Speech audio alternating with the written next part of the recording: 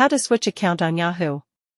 Hello everyone, welcome back to our YouTube channel, Tech It's Simple. So today, in this video, I'm going to show you how to switch accounts on Yahoo. To get started, let's open the Yahoo app. Make sure you have already installed it on your device. Now, here, you can see the profile icon. Tap on it.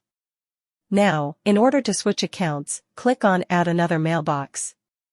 Now, here, you'll get many options to sign in to switch accounts. Let's click on Yahoo. Next, in this interface, enter your Yahoo ID and enter your password. Next, click on Continue to sign into Yahoo. And again, click Continue. Scroll down, click on Allow. So, here you go, you have successfully switched accounts to another Yahoo account.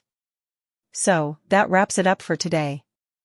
If you guys like this video, do not forget to like, comment, and subscribe to our channel. Thank you for watching.